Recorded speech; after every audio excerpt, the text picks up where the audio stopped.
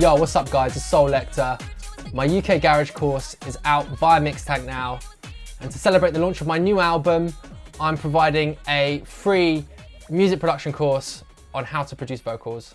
Okay, so this track is the 4th single from my album Soulecta Friends. It's called Something About You, and the singer is a girl called Leanne Louise, who I've worked with a few times before.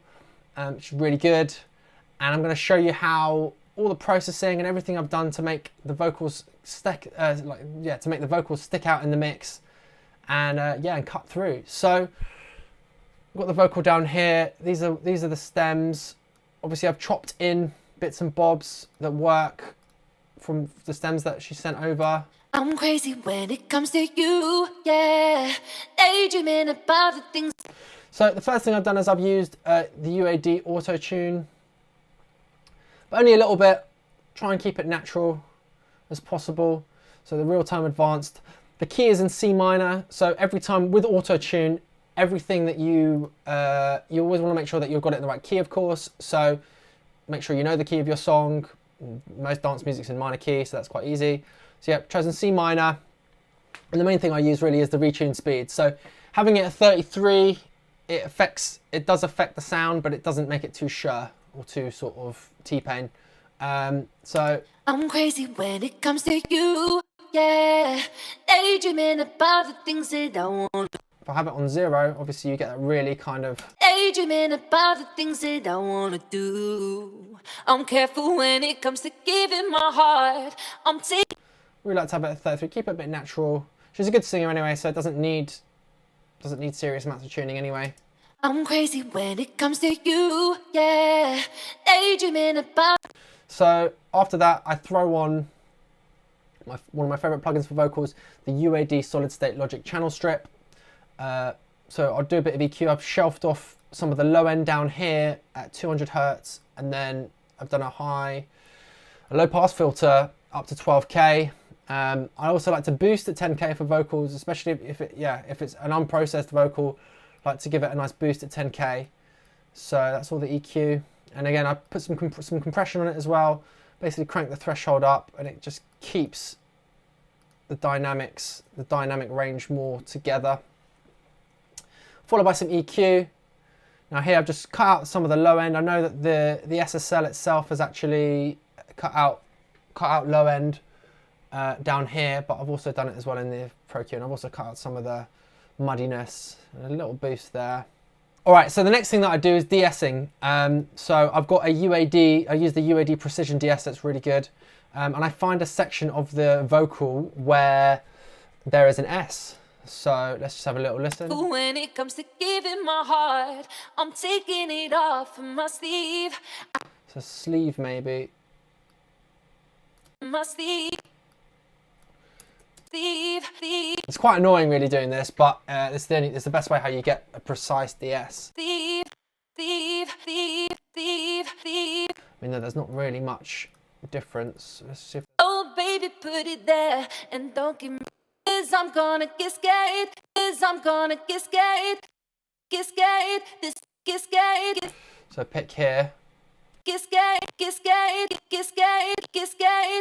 As you can see, mainly this track doesn't necessarily, it's not really, her voice isn't, there's not a lot of sibilance in her voice, but what I would tend to do is I tend to just narrow in on the frequency by looping it round and round. You narrow in on the frequency, pull the threshold down, and what you don't want to do when you pull the threshold down is give someone a lisp. You want to obviously keep it as natural as possible. So as you can hear there, when I pull it right down, you can really hear that. So we don't want that.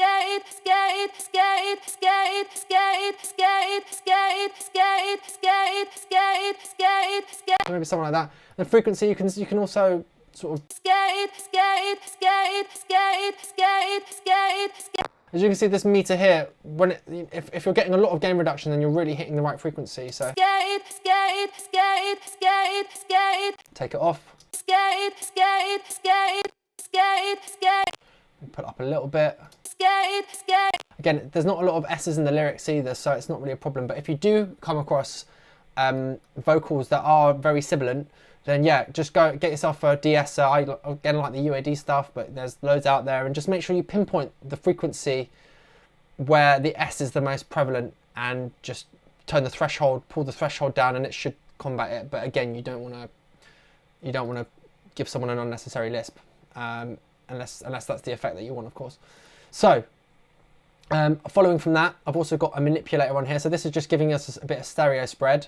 I also like doing it on buses as well. So rather than having it on the actual vocal itself, I like to actually put it on its own auxiliary and then route it up like that. But for this particular track, I've kept it on the main channel and just blended in the dry and wet. And don't give me a choice, 'cause okay, and I've got some automated things here which I'm not going to come to just yet, and then a filter. But other than that, the last thing on it is my favorite reverb, the EMT 250. And don't give me a choice, 'cause I'm gonna get scared. This Just sounds good in the mix. It's definitely one that I recommend if you've got the UAD stuff, just for vocals especially. So that's most of the processing. Again, there's a lot of automation going on. I've automated the auto tune points, or have I? Let's have a look. Device on. Yeah, there's only bits where I turn it off, but most of the time it's on. I've got some EQ8. So in one section of the track, I've got an EQ that comes on, and that's just just for the second hook. I play it to you. It's just for the sort of backing vocals that I've got. They've got them on the lead line.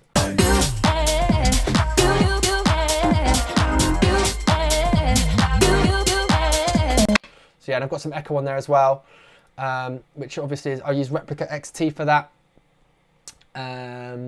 which is really good from Native Instruments. If I open it up. And that's basically automated, so the device comes on in the hook when it's needed. Yeah, so that's some of the echo on there. Again, I do the same thing for the last hook as well. So that's mainly how I get my vote. Oh, and then one of the most important things is I use, in order to really beef up the vocal, I use a couple of plugins. One's called the UAD Empirical Labs Distressor, and then the other one is the UAD 1176 Revision A, and that basically it's called parallel compression. And what I'm doing is I crank up. So with the distressor, there's a load of default settings. I'll just show you. So if I just load a default, what I tend to do is I'm just going hard, output on 10, release on long, aka 910, attack quick, input on 10, ratio on nuke, and the same thing with the 1176. Crank the input up, output up, attack fast, release slow, and then the ratio, hold down shift.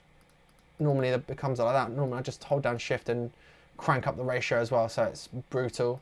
And then I just blend in the signal, the original lead line. I blend it in into Empirical Labs and also the 1176. So we call it parallel compression, and what it does is it really just lifts up the track. I've only automated it so that when these backing vocals come in the hook, it's not affecting them because it was bringing them out too much. So I'll do an A and B, before and after. So this is with the parallel compression. I'm crazy when it comes to you, yeah. Daydreaming about the things that... And without. I'm crazy when it comes to you, yeah. Daydreaming about the things that I wanna do. So yeah, that's how I really find it adds weight in the mix to any vocal, is really doing this. And I've turned them. It's quite quiet here. Some vocals, especially for like rap stuff, I like to really crank it up. So if I turn it up a lot more, I'm crazy when it comes to you, yeah. Daydreaming about... take them off. I'm crazy when it comes to you, yeah. Daydreaming about... If you turn it up a lot, you can really hear it, sort of. I'm crazy when it comes to you, yeah. Daydreaming about the things that I wanna do. Might pull the vocal down and have that up. I'm crazy when it comes to you, yeah. Daydreaming about the things that I wanna do. I'm careful when it comes to giving my heart. I'm taking it off from my sleeve. I used to keep it there, but baby. So yeah, so that's the that's what I do to treat my lead. And then for backing vocals, this is a case of I just do. I've got quite a few here, so I've got 6. I just pan left and right, and the EQ I tend to cut the low out and I cut the high out, and of course I put a bit of compression on there as well and a bit of auto tune, just to yeah, just to tighten everything up a little bit. Comes to you, yeah. I mean, that one I can obviously tweak that a little bit more, but in the mix it sounds fine, so I've kept it. And then for this second part of the verse, bit of panning on them. Come down to here, so you've got a lot of different layers. Lower octave. And together you just get.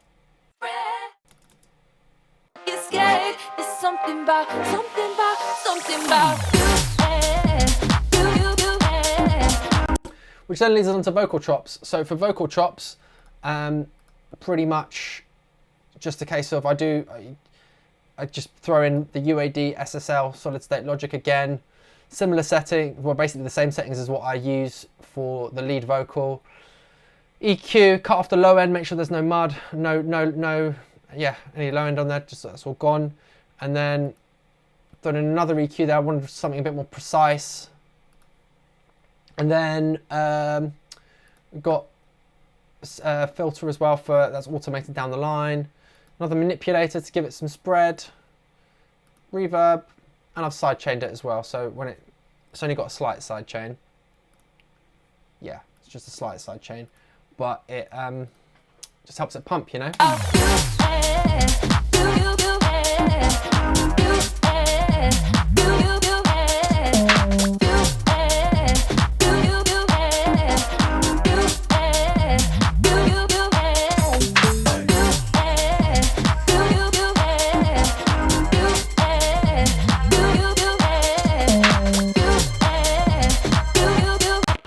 So that's it pretty much. That's how, you know, vocal chops, lead lines, backing vocals.